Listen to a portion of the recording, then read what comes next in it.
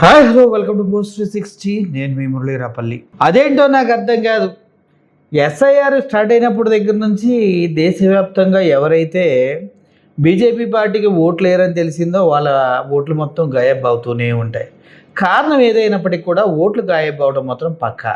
ముఖ్యంగా ప్రముఖ నటుడు ప్రకాష్ రాజ్ గారు బీజేపీకి మోడీకి ఎంత వ్యతిరేకంగా మాట్లాడతారో, వాళ్ళకి సంబంధించినటువంటి విషయాల్ని ఎంత సీరియస్గా తీసుకుంటారో మనందరికీ తెలిసిన విషయమే. అటువంటి ప్రకాష్ రాజ్ గారు బెంగళూరులో పుట్టారు, బెంగళూరులోనే చదివారు, బెంగళూరులోనే ఎంపీగా పోటీ చేశారు, బెంగళూరులోనే ఆయన ఓటు కూడా ఉంది. అయినప్పటికీ కూడా ఆయనకి ఎస్ఐఆర్లో ఓటు హక్కు లేదు అంటూ, ఓటర్ కార్డు పనికిరాదంటూ ఆయన్ని ఓటు హక్కుని తీసేయటం జరిగింది. దీనికి ఆయన క్లియర్గా చెప్పడం జరిగింది. నేను ఇక్కడే పుట్టానురా, ఇక్కడే పెరిగాను, ఇక్కడే ఎంపీగా కూడా కంటెస్ట్ చేశాను.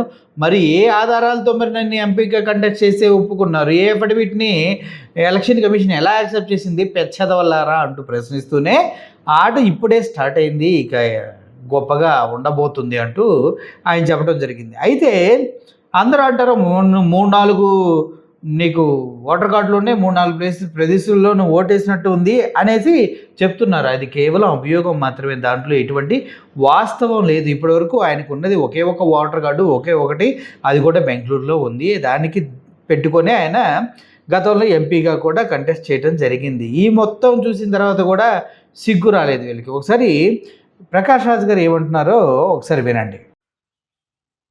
Dear friends, Satyu, I want to share a joke with you. I am one of the 65 lakh voters whose vote right has been deleted from Bangalore constituency after SIR.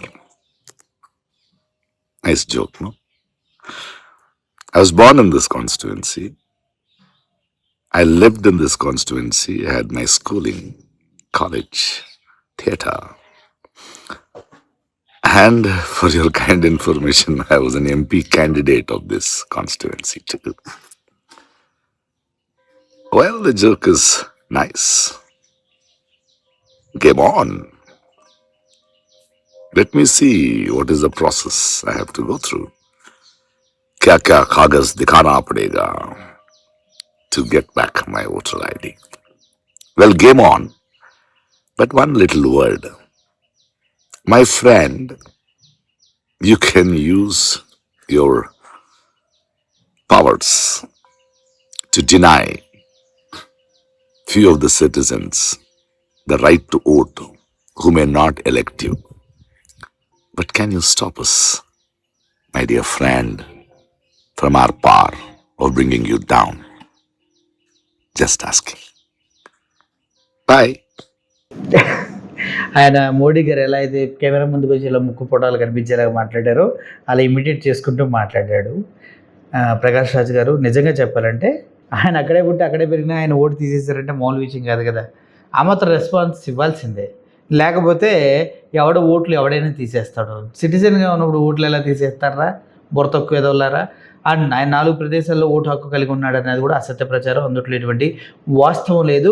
బత్తాయిలంతా వచ్చి 4 చోట్ల ఉంది, 4 చోట్ల ఉంది అనేసి ఒక ఆధారాలు ఉంటే పెట్టండి, కావాలంటే గూగుల్ని అడగండి, క్లియర్గా చెప్పుతూ కొట్టినట్టు సమాధానం చెప్తుంది మీ అందరికీ. ఎందుకంటే నేను అడిగాను కాబట్టి అందులో వాస్తవాలు లేవని స్పష్టంగా ఏని అడిగినా చెప్తుంది. కాబట్టి ఏని మించి మేము వాళ్ళ అమ్మ మొగుళ్ళు అనుకుంటే నీ అమ్మ మొగుళ్ళకి వెళ్ళి అడగండి ఎంతవరకు కరెక్ట్ అనేది. సో ఓవరాల్గా ఇదిగాగా మొన్న రీసెంట్గా ఉమర్ ఖలీద్ అనేసి ఒక స్టూడెంట్ లీడర్ని గతంలో అరెస్ట్ చేసి ఊపా చట్టం కింద జైల్లో పెడతాం జరిగింది. అతనికి ఈయన ప్రకాష్ రాజ్ గారు బర్త్డే విషెస్ తెలపడం కూడా జరిగింది. తెలపడమే కాదు, మై హీరో అంటూ అభివర్ణించడం కూడా జరిగింది. సో రాబోయే రోజుల్లో ఉమర్ ఖలీద్ బయటకు వస్తాడనేది మాత్రం వాస్తవం, అందుట్లో ఎటువంటి సందేహం లేదు.